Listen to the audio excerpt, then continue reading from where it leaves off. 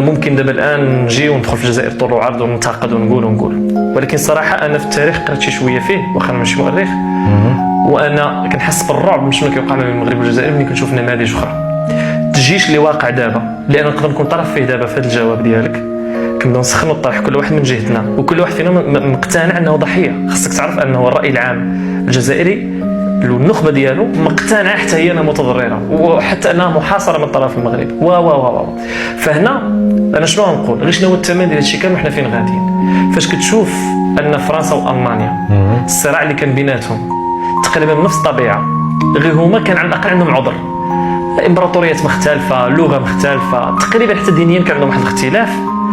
فاش وصلوا والناس كتجيش والناس كتغني ضد شكون، كل واحد كيغني ضد الاخر، وشحال من مغني فرنسي دار اغاني ضد المانيا وتعتبر فرنسا انه وطني، وشحال الماني ضحك على الفرنسيين واعتبروه الالمان وطني، وتحاربوا وصلوا لهذا الشيء.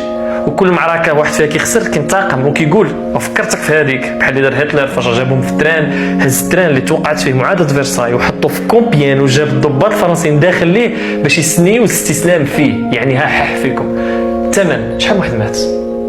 20 مليون في القرح. شحال من واحد تفقد؟ شحال من واحد تغتصبات؟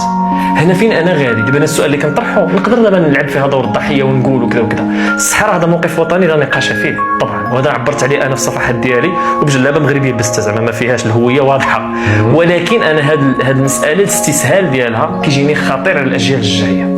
راه الكلام خطير، راه الكلمه في اللغه العربيه كلمه يعني جرحه، حين انفصال الشفتين الكلمه ممكن تصيب. راه عليه الرسول صلى الله عليه وسلم هضر على الكلمه الطيبه والاثر ديالها، لان عندها دور خطير ومهم الكلمه الطيبه. فانا فاش كيتصلب من الناس، فاش كنشوف النخبه غاده، كنشوف نماذج دازت في التاريخ اللي الثمن ديال ذاك الكلام ديال ذاك الجيش ديال ما سمي بالوطنيه او ما اعتقده الناس انه وطنيه وصل للدم والدمار اللي عقد الناس اليه من هذا. فبالتالي انا ما باغيش شي جيل نبدا نسخن ليه الطرح من دابا غير باش نبين راسي وطني في تويتر وفيسبوك، ونوصل من بعد انه هو يهز السلاح ويضرب خوه ويتقاتلوا، اعتبارته هو انه كيمجد اجداده اللي هو انا اللي سب جدود الاخر، وفي الاخر الناس تموت، في الاخر لقاو راسنا هادو كلهم ماتوا لسبب اقل من تافه، لسبب اصلا غير موجود. راه كاين حروب تصابت بسبب امور نفسيه، الناس معكسه، وصلت الحروب داحس والغبراء، الحرب العالميه الثانيه تقريبا ممكن ندخل فيها النفسيه ديال الناس. فبالتالي انا اللي كنقول في الصراع المغربي الجزائري انه صراع جوج دول قويه، جوج دول عندنا رؤى مختلفه. فعلا هذا صراع كاين، ناس نظام اشتراكي عسكري مع نظام ملكي ما يمكنش تلقاهم متفاهمين. انا كنعتبر ان حنا كنعيشوا واحد المظلمه فعلا ديال الحدود ديالنا ديال الصحراء فعلا، ولكن ما نقدرش نزيد انا نسخن في الطرح لاني خايف على راسي قبل ما نخاف على الجزائري، وخايف كذلك على الجزائري. حاجه اخرى، انا الجزائر جزء مني، واصلا حتى الملك قالها في خطاب، امتداد لينا حنا امتداد ليهم. انا الحدود فرنسا اللي رسمتها كنت عكلت شويه على الله يسر كنت نكون في الجزائر، وكنت عكلت في اليمن شحال من واحد جزائري كان يكون مغربي. كيفاش انا نقدر نختلف معاك ونجي نسبك ونتلدد انك خسرتي ماتش وتلدد انني خسرت ماتش وتمنى لي ما نطفروش ونتمنى لك ما تطفروش ونقول لك انت اللي بديتي وتقول لي انت اللي بديت والزليج ديالي وكذا كذا؟ باش انا ما عارفش اصلا الحدود شكون رسموها كيفاش طرات، صعيب نشارك فيها. عارف انه دابا غنبان وطني قدام الناس اللي بديت نسب، ولكن ما باغيش من هنا 100 عام تجربان ونكون بان انا حمار فيه بهذه اللغه.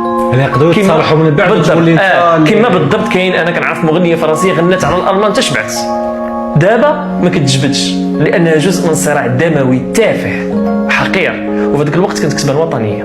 وكل مره كان شوف فلان اش دارت، وانا ما بغيتش نكون هكاك. انا ما كنتمنى حتى شي شر للجزائر، وكنتمنى الخير للمنطقه كلها، لان المشترك اللي عندي معاه ما كيخلينيش نبغي ليه الشر. وحاجه اخرى من غير المشترك، عارف انه في اي حرب جايه تحت فينا ما غيربح، وهذيك نقول الجزائر والمغرب حتى واحد فينا ما قوه اقليميه ولا واحد فينا قادر يطحن الاخر، هذا وهم. الجزائر اللي كتقول انا ماشي بصح، وانا اللي كنقول حنا ماشي بصح. كل واحد فينا محتاج للسلام ومحتاج للهدوء.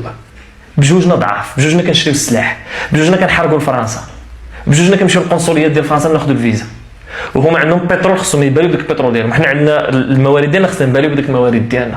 اما الهضره كامله ان شاء الله غدوز، وما باغيش انا نشجع الناس انهم يشاركوا فيها ويزيدوا يدخلوا فيها، لان خطيره علينا، خطيره ما فيهاش وطنيه. انا كيضرني قلبي ملي كنشوف المغاربه فرحانين الجزائر خسرت، وكيضرني قلبي ملي كنشوف الجزائريين فرحانين.